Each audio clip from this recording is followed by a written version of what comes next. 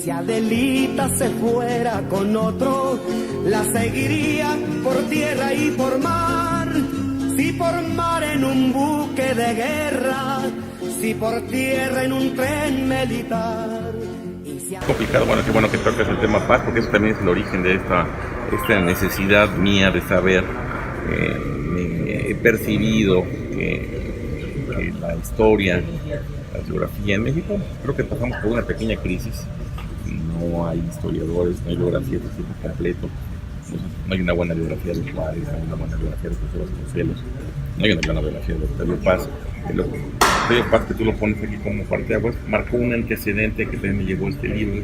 Es decir, esa necesidad mía de entender, interpretar, conocer a ciertos personajes que admiro, son relevantes, me marcó un parteaguas. El libro de Paz creo que eso generó, es decir, despejar una serie de incógnitas sobre la vida del astronauta. Y con estas mujeres van de la mano.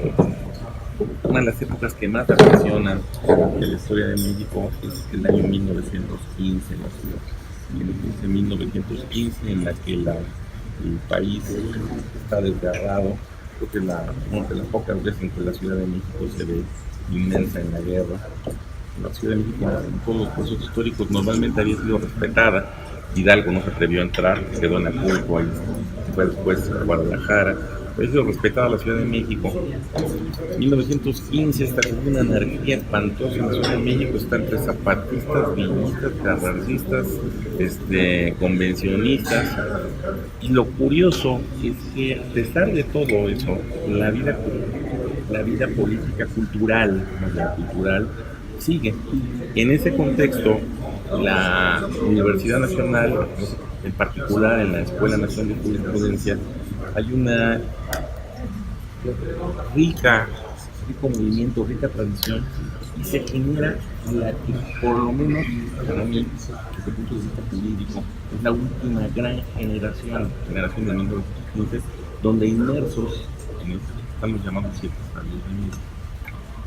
Además de estos personajes, y ya por ahí también escribí un libro sobre ellos, encontré, y eso es la génesis de este libro, encontré 2 o 3 mujeres que estaban ahí, es decir, que no solo pararse a la escuela de Derecho en esa época, pues las veían y se las acababan, ¿no?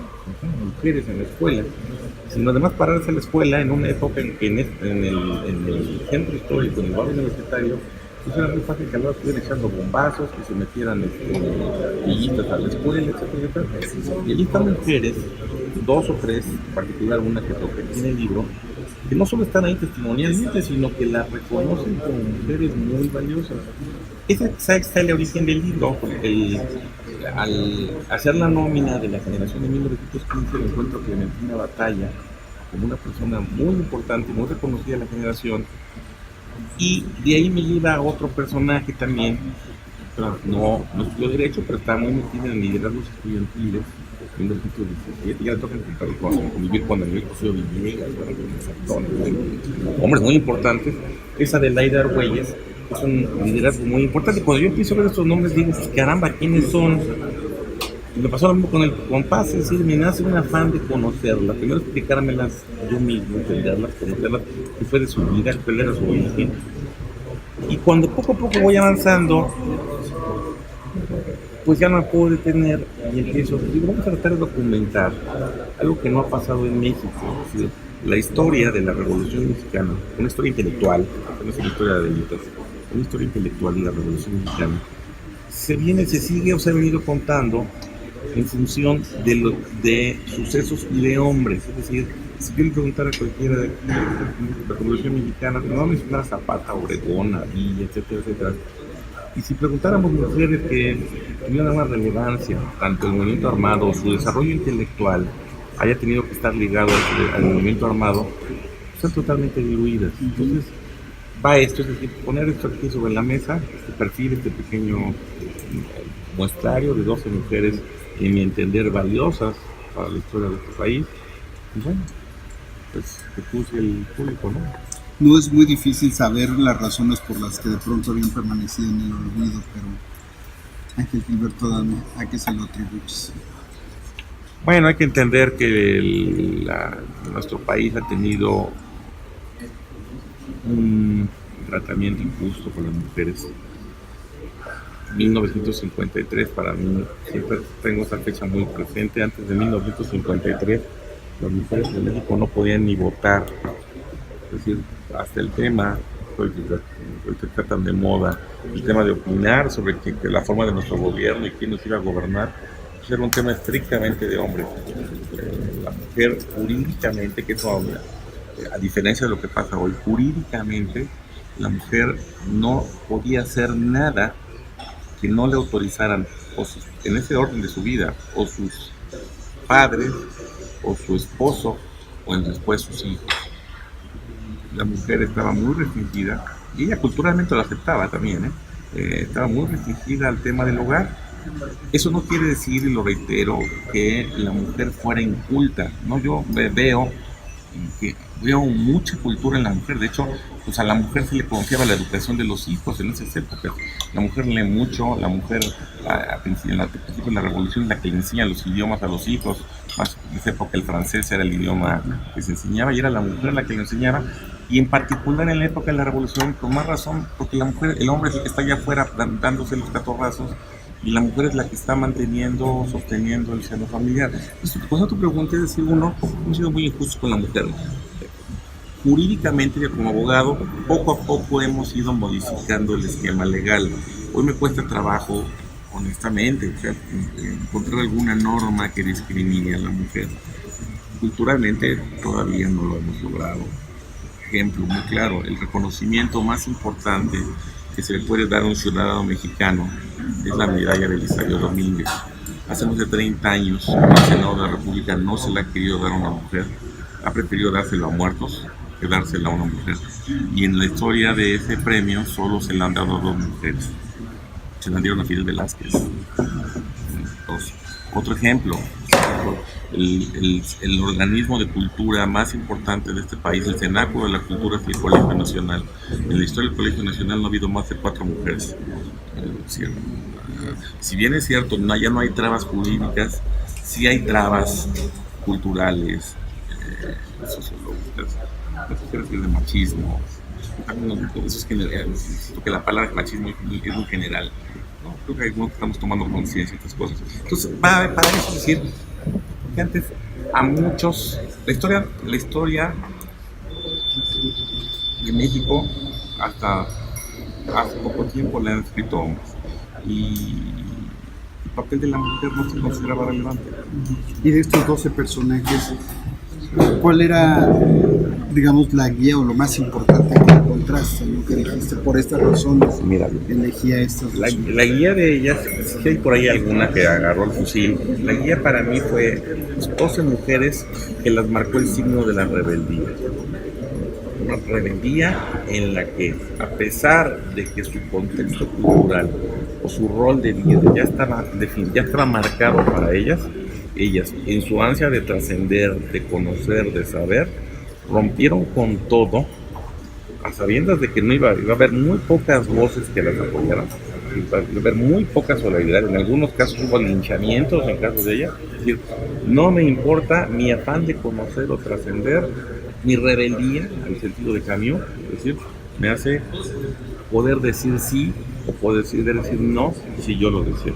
No me importa lo que piensen de mí los demás. Es el eje conductor y lo que traté de marcar, además de generar ciertos perfiles, traté de destacar ciertas conductas de rebeldía. Oye, puedo ser líder estudiantil. La edad, güeyes. Puedo ejercer mi libertad sexual, Ina Modor en concreto. Puedo, sufragista, Hermila Galindo, el primer antecedente que tenemos de una mujer pidiendo el voto para la mujer. La mujer tiene el derecho a opinar a políticos. La mujer tiene derecho a opinar, en dar su opinión desde el punto de vista político. Juana B. Gutiérrez, en un periódico. La primera doctora, Matilde Montoya, las mujeres pueden ser profesionistas. Ese signo de rebeldía. Me imagino, yo como puedo pensar lo que ha vivido Matilde Montoya cuando se le ocurrió poner un pie en la Escuela Nacional de Medicina.